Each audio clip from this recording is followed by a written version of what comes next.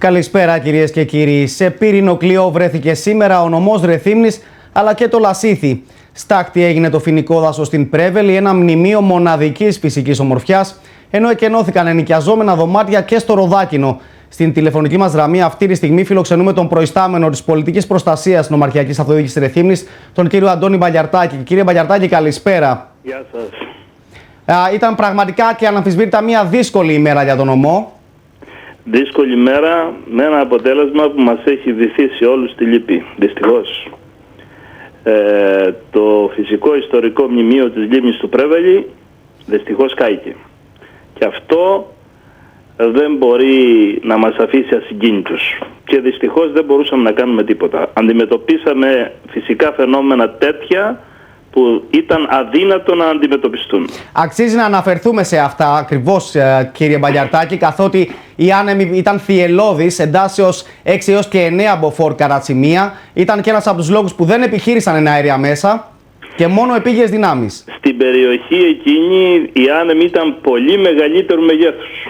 Δηλαδή τα 10 και 12 μποφόρ που ελέγονταν μπορεί να ήταν και λίγα. Μάλιστα, ομολογώ ότι στην πορεία του δελτίου μας θα μιλήσουμε και με τον Διευθυντή στην Εθνική Μετεωρολογική Υπηρεσία, τον κύριο Μανώλη Λέκα, ο οποίος θα μας δώσει και θα αναφερθεί αναλυτικά σε αυτά τα στοιχεία. Επειδή ακριβώς η διαμόρφωση του εδάφους και αυτά τα κανάλια που κάνει επέτειναν την ισχύ του αέρα, με αποτέλεσμα να μην μπορεί άνθρωπος να σταθεί όρθιος, να φεύγουν από τον αέρα πέτρες και να χτυπάνε στα παμπρίζ των αυτοκινήτων. Δηλαδή φαινόμενα που εγώ τουλάχιστον που έχω αντιμετωπίσει χιλιάδες πυρκαγιές, έχω ζήσει τέτοια φαινόμενα, δεν το έχω δει στη ζωή μου.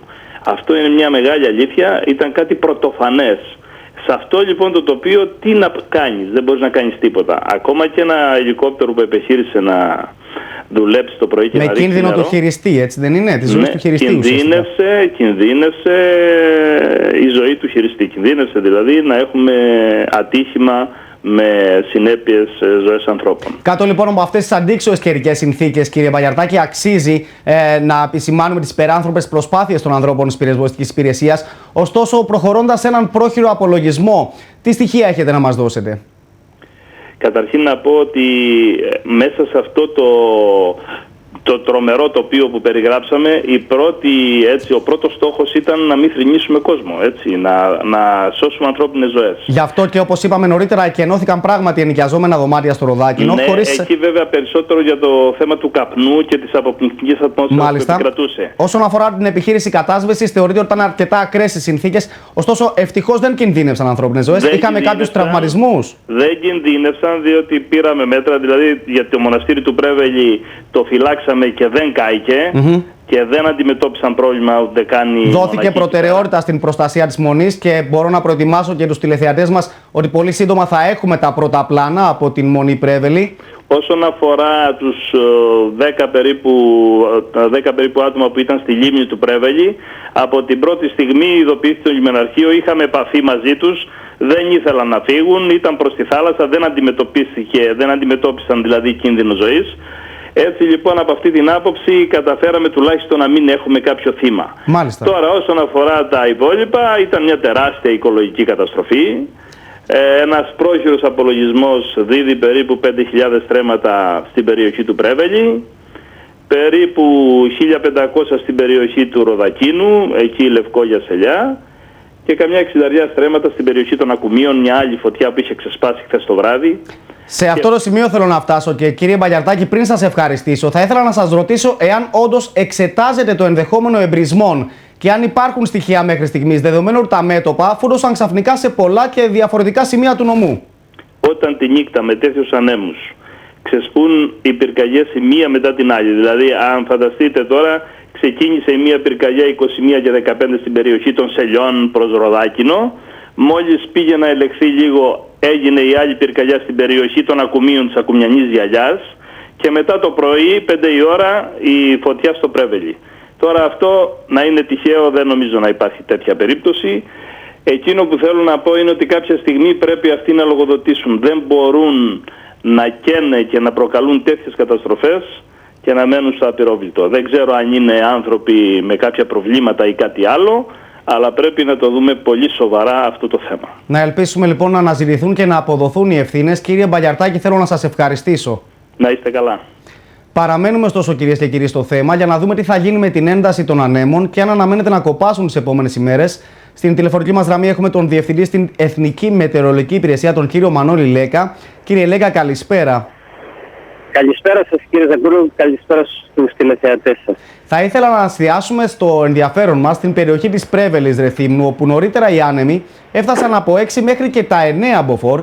Και όπως επισημάνατε και κατά τη διάρκεια του μεσημβρινού μας δελτίου ειδήσεων, η ένταση των ανέμων αυξήθηκε λόγω και της ανόδου θερμοκρασίας που προκάλεσε η καταστρεπτική πυρκαγιά. Πράγματι, οι άνεμοι σήμερα έδειξαν τη χειρότερη, θα λέγαμε, εικόνα τους. Ήταν αναμενόμενο, άλλωστε έτσι το βλέπαμε και από τα προγνωστικά μοντέλα. Από το βράδυ του Σαββάτου, δηλαδή από τα μεσάνυχτα του Σαββάτου και μέχρι το μεσημέρι της Κυριακής, εμφανίζονταν πράγματι συνθήκες για την μεγαλύτερη ένταση των ανέμων. Στο Αιγαίο η έντασή τους έφτανε στα 8 μποφόρ, και δεν λέω 7 με 8, λέω αυτό που λέμε πολλές φορές στη λαϊκή γλώσσα, γεμάτα 8 μποφόρ. Μάλιστα. Και βέβαια στην Κρήτη, στο βόρειο κομμάτι, έφταναν σε ένταση 7 και ίσως τοπικά 8 στις βόρειες περιοχές. Στις νότιες όμως περιοχές, και το έχουμε επισημάνει πολλές φορές, ότι ο άνεμος γίνεται καταβάτης. Αυτό έχει σαν αποτέλεσμα να δημιουργεί μεγαλύτερες εντάσεις σε κάποιες περιοχές, φτάνοντας ενδεχομένως και τα 9 μποφόρ. Όταν σε αυτό συμβάλλει και μια εστία φωτιάς, όπου θερμαίνοντας τον αέρα τον κάνει και ανολισθαίνει, έχει σαν αποτέλεσμα να δίνει και μια ακόμα περαιτέρω ενίσχυση. Επομένως, κατά περιόδους πράγματι, και ο κύριος Βαγιατάκης δίκαια το λέει, ότι ήταν από τις χειρότερες καταστάσεις και δύσκολα αντιμετωπίσιμες, εξαιτίας του ότι αυτοί οι ισχυροί άνεμοι ήταν στην κορύφωσή τους τις ώρες που γίνονταν η κατάσβεση. Μάλιστα, τι μπορούμε να περιμένουμε από εδώ και πέρα, κύριε Λέκα, και αν μου επιτρέπετε να ενημερώσω και τους τηλεθεατές μας ότι αυτή τη στιγμή βλέπουμε τις πρώτες εικόνες από την Μονή Πρέβελης, από τους συνεργάτες μας, τον Βαγγέλη τον Φιτριλάκη και την Ρίκα Τζαγκαράκη, που βρέθηκαν στο σημείο πριν από περίπου 2 ώρες. Τι μπορούμε να περιμένουμε, κύριε Λέκα, από αύριο ουσιαστικά? Κοιτάξτε, ήδη από σήμερα οι άνεμοι έχουν παρουσιάσει μια σταδιακή εξασθένηση. Φυσικά στο Αιγαίο διατηρούνται σε εντάσεις στα 7 μποφόρ και μόνο προς το κεντρικό, ανατολικό, νοτιοανατολικό διατηρούν ακόμη κάποιες εντάσεις στα 8, αλλά με τάση μείωσής τους. Περιμένουμε λοιπόν ότι οι άνεμοι θα εμφανίζονται με εντάσεις γύρω στα 6 και τοπικά 7 μποφόρ, τα οποία βέβαια θα τα δούμε ως επιτοπλίστων και πάλι αύριο, αν όχι από τις πρώτες πρωινές ώρες, αλλά ενδεχόμενα προς το μεσημέρι και πάλι να βιώνουμε γύρω στα 7 μποφόρ, που επαναλαμβάνω, αυτά τα 7 μποφόρ στις νότιες περιοχές ενδεχόμενα θα έχουν και μια πιο ενισχυμένη ένταση.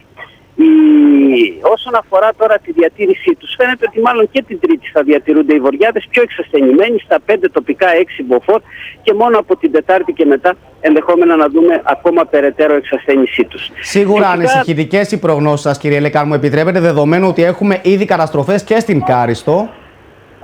Ακριβώς παντού, και δυστυχώς σε αυτές τις περιπτώσεις ενίσχυσης των ανέμων, και θα συμφωνήσω και με τον κύριο Παγερδάκη, αν και εγώ, ξέρετε, θέλω να είμαι πάντα αισιόδοξος ότι κάποιοι δεν προκαλούν από κακία. Θέλω να προλάβουμε εκείνους οι οποίοι προκαλούν τις πυρκαγιές από αδιαφορία ή από άθελά τους, ας το πω και έτσι, πετώντας ένα τσιγάρο ή ενδεχόμενα με κάτι άλλο. Αγνοούν ουσιαστικά τις διαστάσεις που μπορεί να πάρει μια τέτοια ενέργεια.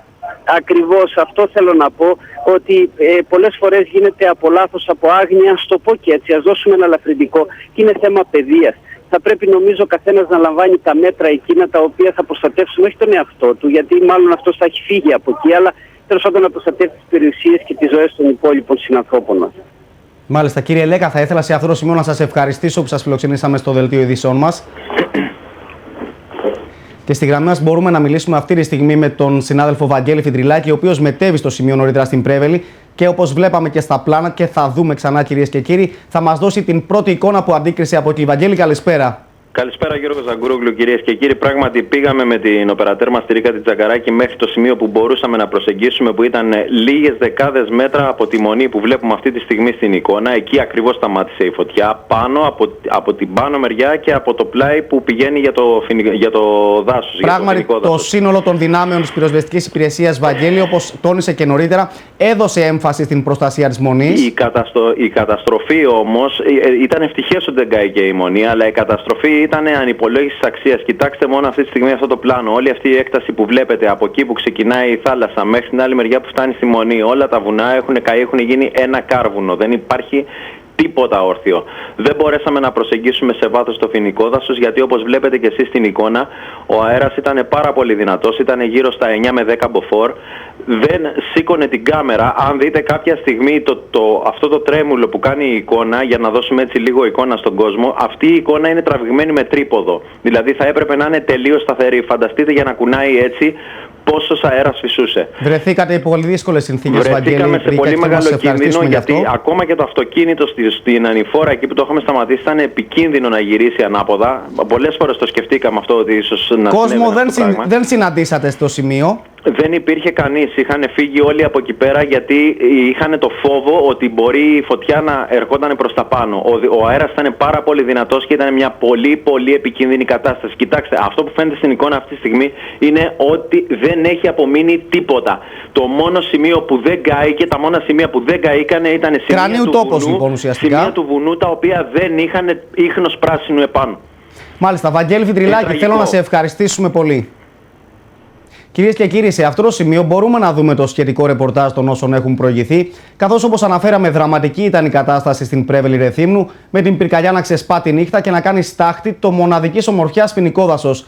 Η πυρκαγιά πήρε διαστάσεις λόγω των ισχυρών ανέμων, ενώ προς στιγμήν απείλησε για τη μονή. Ρέθυμνο και Λασίθι βρέθηκαν στην κυριολεξία σε πυρηνοκλειό, χωρίς να μπορούν να επέμβουν τα εναέρια μέσα. Εκτός όμως της πυρκαγιάς στην Πρέβελη, οι εστίες φωτιάς υπήρξαν στα Ακούμια και στο Ροδάκινο, όπου εκενώθηκαν ξενοδοχεία λόγω του πυκνού καπνού, ενώ στο Λασίθι για μία ακόμη φορά βρέθηκε στο στόχαστρο των εμπριστών το Σελάκανο, με δυνάμεις της πυροσβεστικής υπηρεσίας να επιχειρούν και στο Κουτσουνάρι Ιεράπετρας.